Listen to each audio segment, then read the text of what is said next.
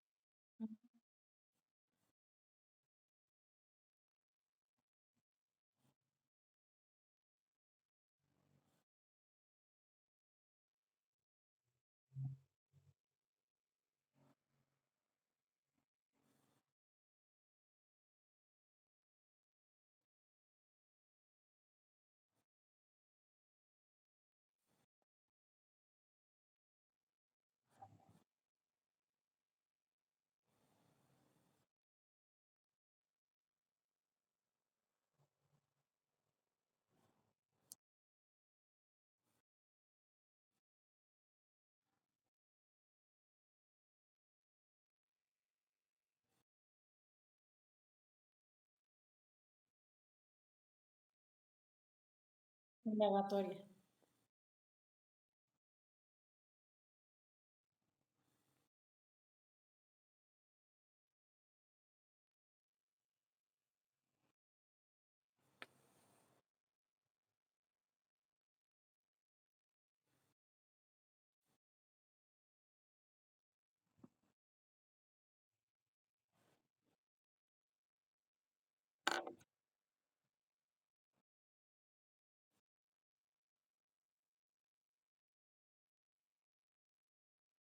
Ujú,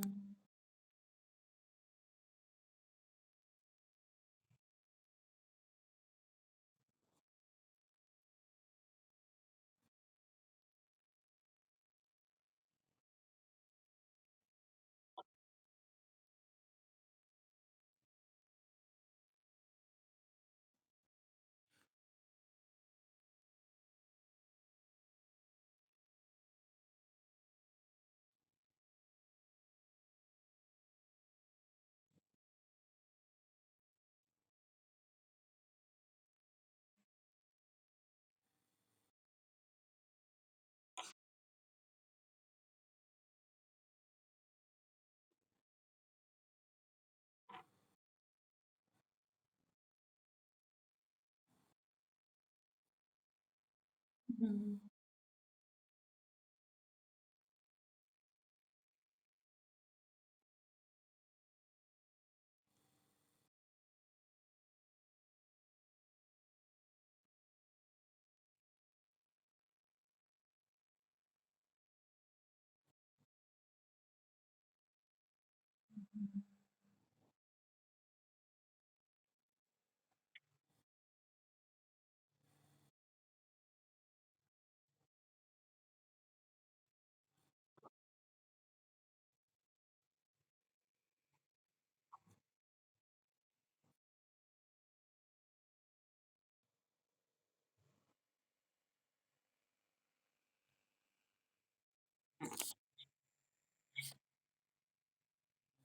Ok.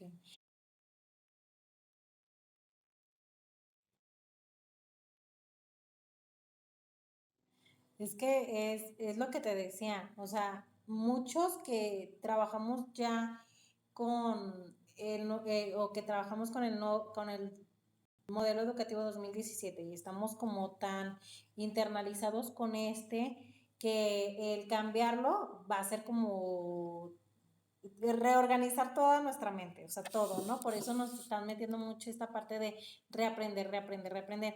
Las chicas que entren con o las personas o los maestros que entren con este modelo educativo no les va a causar como mucho problema porque van a aprender, porque va a ser natural, como decía esta Natalie, o sea, yo estoy aprendiendo y para mí no me causa conflicto y esto va a suceder, ¿no? O sea, con las nuevas generaciones o los nuevos maestros que entren ya con este nuevo modelo, pues va a ser muy natural, ellos lo van a llevar, nosotros no, porque nosotros ya traemos esta estructura de que no, sí,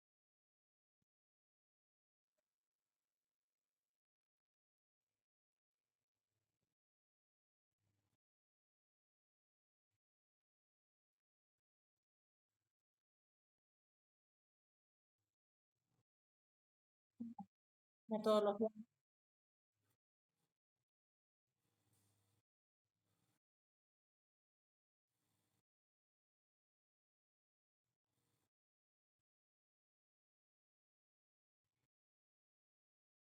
no,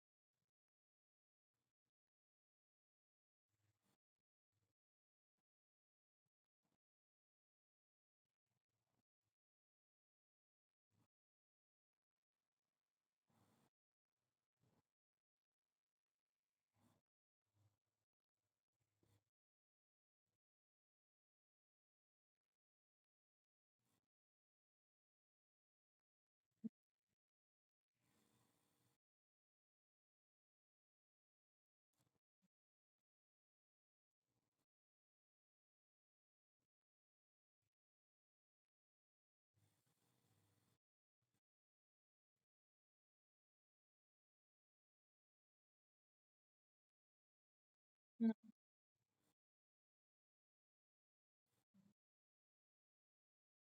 Comenten,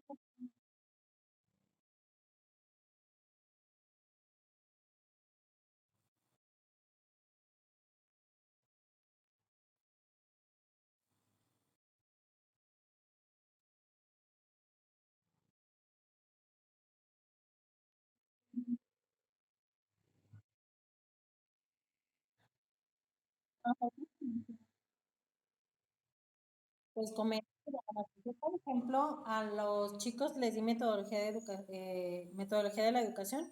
Lo que hacíamos era cada semana hacer una planeación diferente. Entonces les mandaba que de preescolar, de tal, de tal, de tal. Y luego llegamos a los proyectos integradores, igual rescaté uno y vámonos, y hagan su proyecto integrador.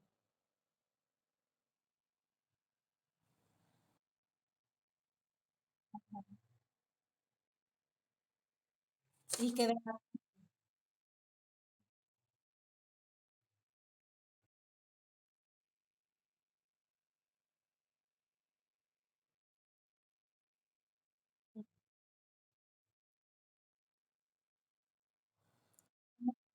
coméntaselo tú, oiga maestra, así bajita la mano, a lo mejor por privado, podrían comentarle y meterse a recrea, todo el mundo se puede meter a recrea, descargan,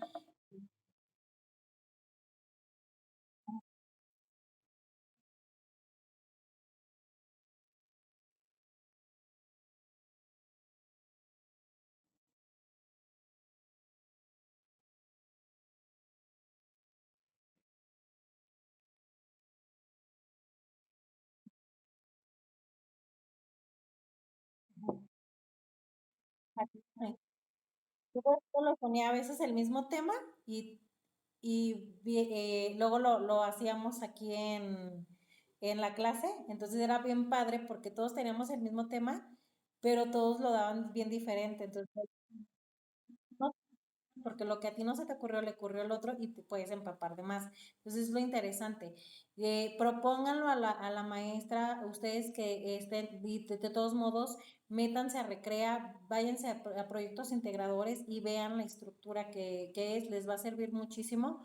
Pónganlo de propuesta a la maestra, porque sí les va a servir igual como conocimiento general, ¿no? Lo que es una planeación, lo que fue una planeación y lo que se va a quedar en el pasado, sí, la verdad. Entonces, más si seguimos avanzando, pero pues vámonos paso a paso. Todo puede pasar, miren. Por ejemplo, ya hicieron un pequeño ajuste. Por ejemplo, este nuevo modelo educativo del 2022 iba a estar centrado en la comunidad. Y ya vieron otro cambio, que siempre sí al niño y luego la comunidad. Entonces, todavía hay muchos ajustes, todavía hay, por eso no podemos decir si va a servir, no va a servir. Ajá, sí, o sea, es como, en mi opinión, a ver, esto sí, esto no, pero falta mucho que ver dentro de esto. Y luego, pues, ahorita fue el primer consejo y nos soltaron una bomba, imagínate el siguiente. Entonces, vámonos tranquilos, no hay que asustarnos y hay que irnos preparando, ¿no? Con los proyectos integradores. Les digo que me decía Hugo que no estaba grabando. Estoy grabando desde el celular porque saben que la computadora no se quiere conectar y está nomás ahí dando vueltas. Entonces, empecé pues a dar la clase aquí en el celular y estoy grabando con la pantalla. Entonces, sí está grabando. Vámonos a ver lo que es vamos a hablar pues en sí lo que es el porfiriato. Déjenme, les pongo la presentación. Muy buenas participaciones, chicos. Es bien interesante escucharlos y que entre nosotros nos vayamos enriqueciendo de esta información, ¿no? Que es bien importante y escuchar las opiniones de todos nuestros compañeros. Entonces, hay que seguir leyendo, hay que seguir participando. Sobre todo este manejo de información que nos va a servir mucho porque como docentes pues tenemos que dar siempre un punto de vista, ¿no? No va a ser, ay, ley lo que nosotros digamos, pero es importante. Bien, pues vamos a ver esta parte de la educación durante el porfiriato en este periodo que comprende de 1876 a 1911.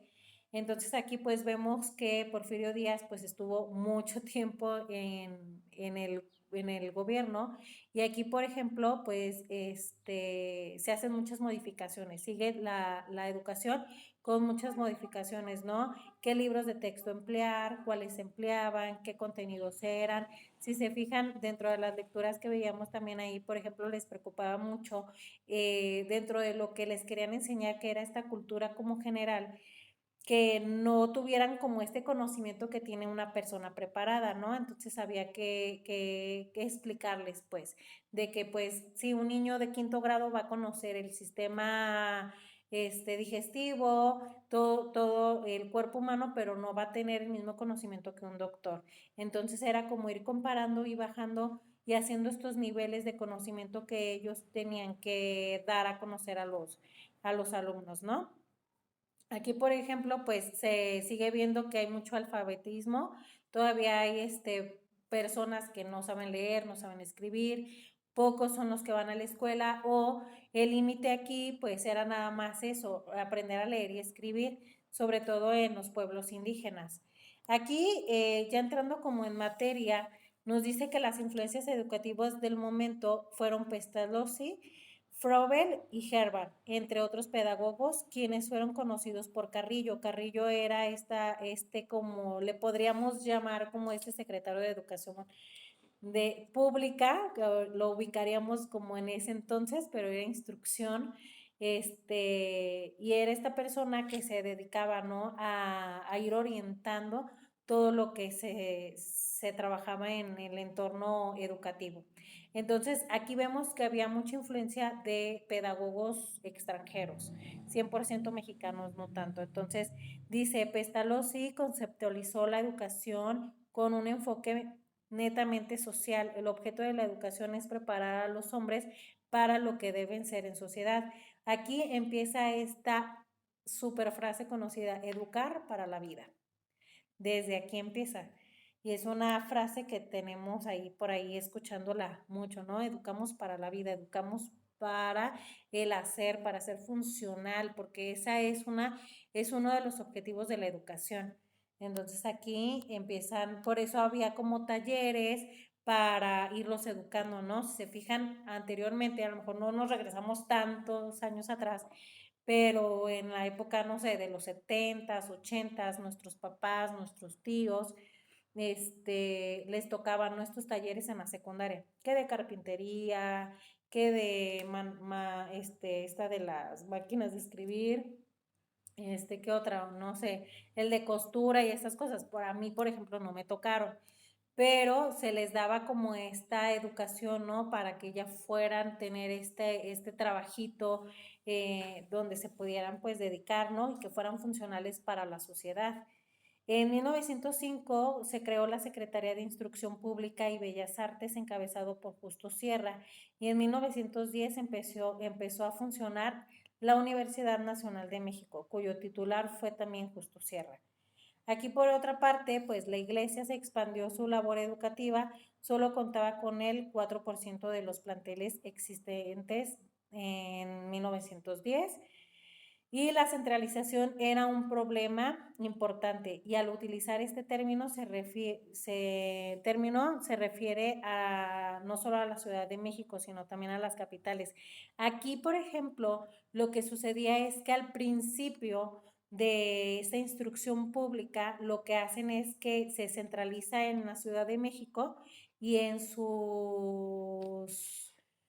como en los estados más cercanos, no llegaba la educación para todo el país, era muy poco. Aquí lo que ya querían hacer era descentralizarla, que no nada más fuera en la Ciudad de México, sino que se abriera como camino a estas comunidades rurales.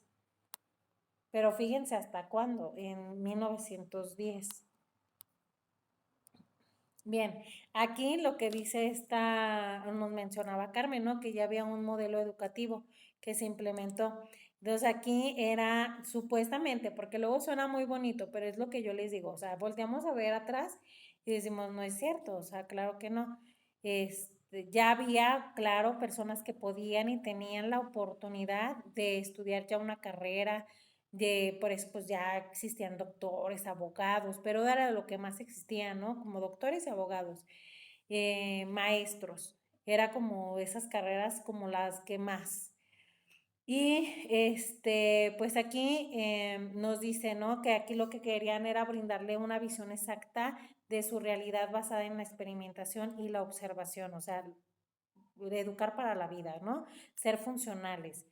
Y, por ejemplo, dice, pues la cultura, por ejemplo, nos dice, México obtuvo políticos, periodistas, músicos y científicos, pero aún con estas mejoras, no fue posible proteger al pueblo de abusos de militares, políticos, hacendados, industriales e inversionistas extranjeros.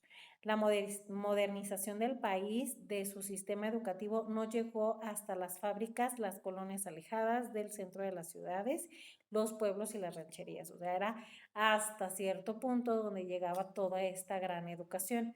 Aquí, por ejemplo, pues con la imagen que vemos, fíjense dónde se daba. Esta es como una escuela rural donde daban clases, ¿no? Y miren, por ejemplo, podemos ver que ahí hay niñas, paraditas, bueno, son niños, están parados, se les enseñaba a sumar, las vocales, pues lo básico, ¿no? Entonces, no era como la gran educación, había mucha limitante y dependiendo de la zona donde se estuviera o se establecieran, pues era lo que te iba a llegar, ¿no? Por ejemplo, una zona rural, aprender y escribir, ya, date de santos, ¿no? Y escribir tu nombre, porque eso de que escribir a lo mejor un poema o lo que ahorita se quiere llegar con los contenidos que manejamos ahorita, hoy en día, pues la idea es que, por ejemplo, los chicos, por ejemplo, ya en un quinto grado, ahora en la actualidad, pues sean capaces hasta de realizar un ensayo. A lo mejor no les va a quedar como súper bien estructurado, pero van a tener como esa referencia, ya van a tener esa experiencia de hacer un ensayo. Aquí se basa nada más pues con que escriban, ¿no? Que un dictado, su nombre, o sea, era limitante. Y aquí vamos con la ley de instrucción obligatoria. Aquí, por ejemplo, nosotros vimos, era lo que veamos, o la lectura de la semana pasada, que también les mandaba esta. Por ejemplo, aquí también se mencionaba que se les podía castigar a los padres de familia que no mandaran a sus hijos a la escuela, ¿no? Y les decía, claro que no es cierto, o sea, seguía existiendo muchos niños que no llegaban a la escuela, que los ponían a trabajar, y yo les decía, simplemente básense en la historia, ¿no? De su propia familia, ¿no? Yo sí me fijo, o sea, mi abuelita aprendió a leer y a escribir y hasta ahí, y ella es de 1939, entonces... Claro que no, que la información en los libros, en internet puede ser una cosa, pero la realidad puede ser otra. Totalmente. Entonces, bueno, aquí nos dice que la ley de instrucción obligatoria se promulgó en 1888 y esta mencionaba que la enseñanza elemental se tenía que brindar entre los 6 y 12 años de edad y podía recibirse en escuelas particulares u oficiales. Sin embargo, solo a las escuelas particulares podrían dar clases de religión, cosa que hoy en la actualidad esto como prácticamente en esta parte de que solamente las escuelas particulares podrán dar clases de religión hasta la actualidad. En las escuelas públicas no se da religión, ellos se apegan más a ser laicos y solamente las escuelas particulares, y esto si estas las lo quieren o es bajo su sistema, pues van a dar religión, ¿no? Y esta educación que se llama elemental, se llamaba así porque pues sí, aprendían lo elemental, ¿no? Sumas, restas, a leer, muy poco, o sea, dentro de la comprensión lectora también tenían un limitante. Hay varios niveles de comprensión lectora, pues con que supieran, ¿no? Que manzana, ¿no? Que ubicarse, ah, sí, esto es una manzana. Entonces, lejos de formar un criterio, porque realmente dentro de lo que son los niveles de comprensión lectora, pues es a lo que quieres llegar como docente con tus chicos, ¿no? O sea, leer y de esa lectura extraer información, ideas principales, crearte un criterio, crear una conclusión, o sea, una opinión propia, ¿no? Y obviamente ellos no querían esto, ¿no? Que lean, ah, sí, la invitación, cosas básicas, ¿no? Pero no llegar a este nivel de comprensión. Dice, dentro de las mejoras sociales y culturales que impuso la Dirección General de Instrucción Pública fue construir museos uno de arte, un museo de antigüedades, uno de historia nacional, indispensable para que la población conociera los orígenes de la nación, una biblioteca nacional para que la gente tuviera a su alcance la información que deseara. Entonces, por ejemplo, aquí se basó mucho en esta parte, en tener cultura, ¿ok? Este tipo de actividades que tenían, si se fijan, dentro del porfiriato, las idas al teatro eran muy cotidianas. Era pues lo básico, ¿no? Yo creo que un fin de semana era como básico, los teatros estaban llenos. Si nos fijamos en las películas antiguas también, vemos eso, ¿no? Cómo se van al teatro, cómo muchas escenas son grabadas a las idas al teatro. Entonces, toda esta cultura, pues se trataba de fomentar dentro de la sociedad. Ujú. Y vamos a ver como unos puntos importantes aquí, como viéndolo dentro como de una línea del tiempo, ¿no? En 1950 a 1900 la población aumentó y la educación se deterioró. Cabe mencionar que no duró mucho tiempo y pese a la selectividad social y desigualdades regionales, cada año se generó oportunidades escolares que aumentaron el nivel educativo medio de la población mexicana. Aquí ha sido como todo un contraste, ¿no? O sea, sube la calidad y luego no, y luego es un ir y venir. La educación, hasta, miren, aquí lo vemos, ¿no? No se ha mantenido como en un equilibrio. Siempre es o nada o mucho, entonces ahí vamos poco y casi siempre es nada, ¿no? O sea, nos vamos a lo poco, ¿no? Entonces, no hemos logrado como dar en el punto exacto de ese punto de equilibrio. A lo mejor no estamos súper, súper bien, pero no estamos muy mal y lamentablemente no llegamos a este punto de equilibrio.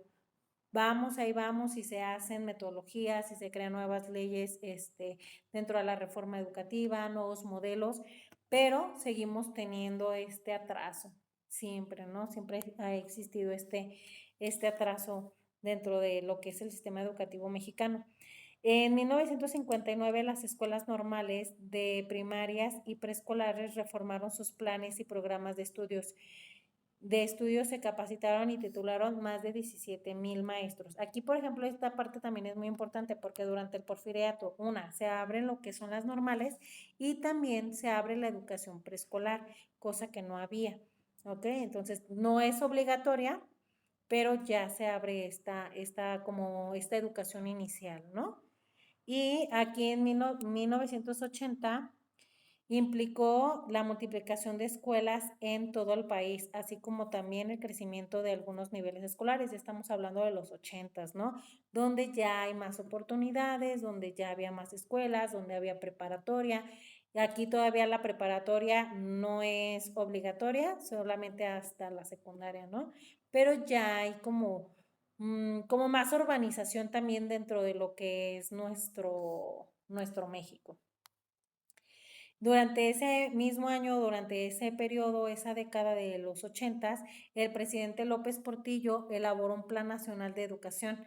Hace prioritaria la educación preescolar y crea la Universidad Pedagógica Nacional, ya que se centra mucho en el rezago educativo. Fíjense desde cuándo empiezan a hablarnos del rezago educativo.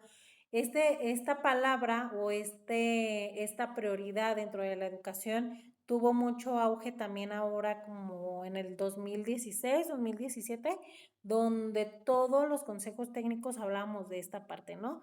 Del rezago educativo, rezago educativo, rezago educativo. Entonces, lo que les digo, a veces implementan ciertas acciones, ciertas cosas, luego como que funcionan, pero ya no les dan seguimiento y luego lo dejan y luego ponen otra cosa y luego, no, es que no terminamos esto y luego lo vuelven a meter.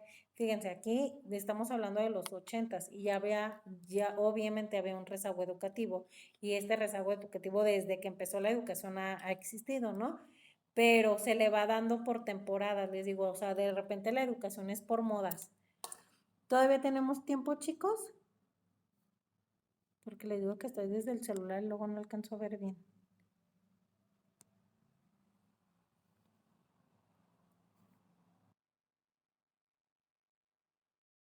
Ok.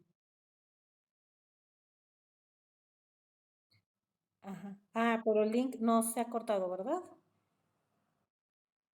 Ah, ok.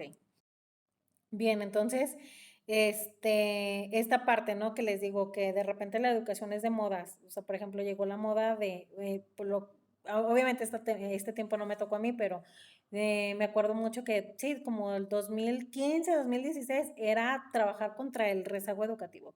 Después de eso fue calidad educativa. Y ahorita pues es como las metodologías activas, es como lo que más ha sonado, planeación DUA y cositas así, como más innovación educativa, como esa palabrita, ¿no? Pero es de como de ciertos conceptos la educación.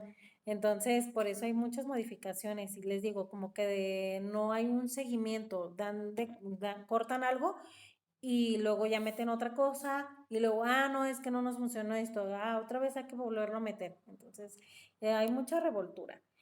En 1983 eso mejoró y se creó un programa nacional educación.